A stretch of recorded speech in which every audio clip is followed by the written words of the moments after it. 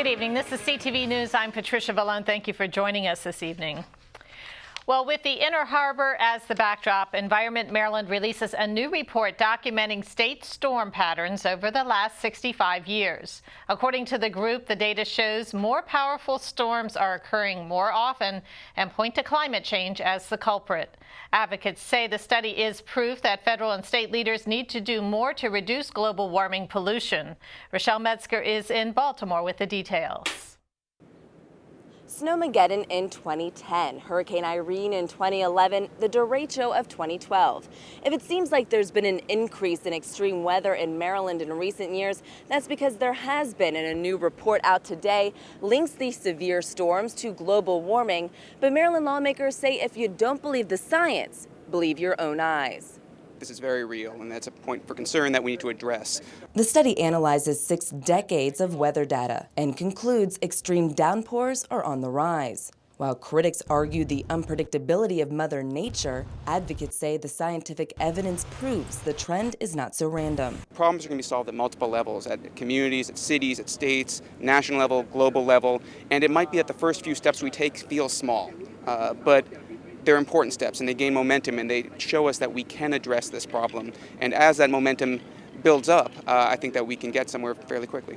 I always think the U.S. should be leading by example. Unfortunately, on this issue, we've trailed behind our counterparts in other countries. We should be a full partner at the table in these efforts, these global efforts to combat climate change, because frankly, that's the only way it's really going to happen successfully. State Senator James Rosapep says Maryland is doing its part by placing caps on greenhouse gas emissions. But he says the physical and financial toll left by recent rain and snowstorms are a sign that the state needs to be better prepared. Just that derecho a couple of weeks ago cost the state economy hundreds of millions of dollars. So it's a serious economic development issue. If we're going to be competitive economically, we've got to get reliable power. And the only way to get to reliable power is the utilities have to modernize their infrastructure for the climate of the 21st century. Senator Rosapep also says he'd like to modernize state agencies like the State Highway Administration and the Maryland Emergency Management Agency by adopting reliability standards that would hold them accountable for their effectiveness in dealing with extreme weather. In Fells Point, I'm Rochelle Metzger, CTV News. A motorcyclist is dead tonight after colliding with a car in Fort Washington. The incident happened this morning at the intersection of Livingston and Old Piscataway roads. The vehicles were coming in opposite directions at the time of the incident. Investigators are still looking into what caused the crash. Make a left turn into a parking lot, at which point they collided. The motorcycle driver was transported to a local hospital where he succumbed to his injuries. Police have not identified the motorcycle victim.